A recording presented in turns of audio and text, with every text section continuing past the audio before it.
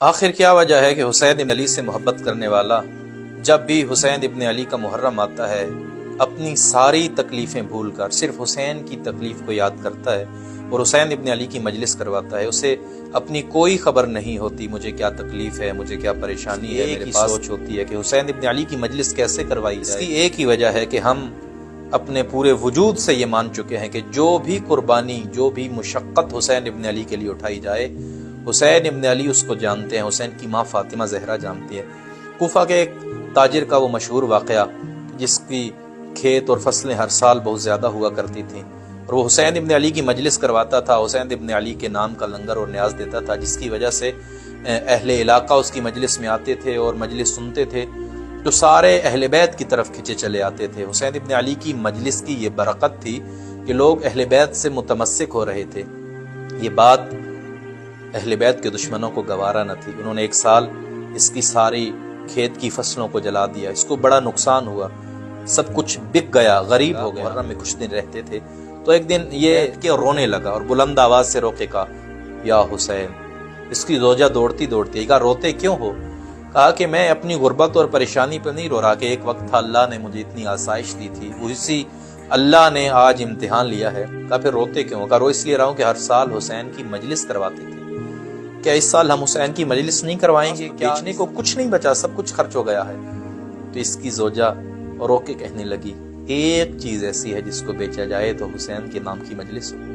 ماں کا حوصلہ دیکھیے، حسین سے محبت کرنے والی ماں، کیا مقام ہے ان ماؤں کا۔ کہا ایک چیز ہے ہمارے پاس۔ کا کیا؟ کہا ہم اپنا بیٹا بیچ دیتے ہیں، اس سے جو پیسے آئیں گے حسین کی مجلس ہوگی۔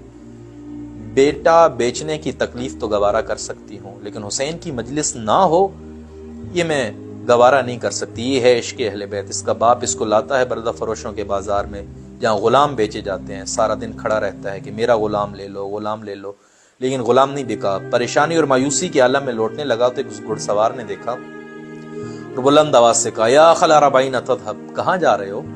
کہا غلام لایا تھا، بکا نہیں، مایوس ہو کے جا رہا ہوں۔ کہا کتنے کا بیچو گے؟ کہا بس میری ایک چھوٹی سی ضرورت ہے، کچھ مال مل جائے میرے لیے کافی۔ اس شخص نے ایک تھیلی نکالی اور کہا اس سے گزارا ہو جائے گا۔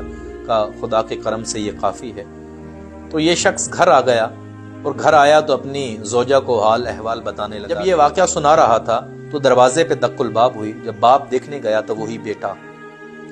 باپ ڈانٹ کے کہنے لگا بھاگ کے آ گئے ہو، ہمیں شرمندہ کرواؤ گے، ہم نے حسین ابن علی کی مجلس کے لیے تمہیں بیچا ہے، بتاؤ واپس کیسے آئے ہو؟ کہا جب میں اس گھڑ سوار کے پیچھے بیٹھا تو ماں کی یاد آئی تو میں رونے لگا۔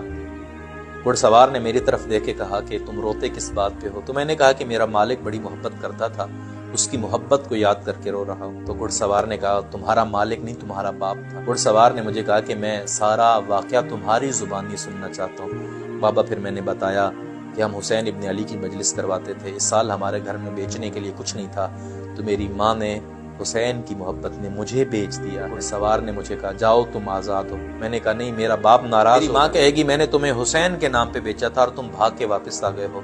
تو گھڑ سوار نے مجھے کہا اپنی ماں کو کہنا جس حسین کے نام پہ تم نے بیچا تھا اسی حسین نے آزاد کر دیا۔ حسین ابن علی کی محبت میں کچھ پیش تو کریں، حسین کئی گناہ کر کے آپ کو واپس لوٹا دیں۔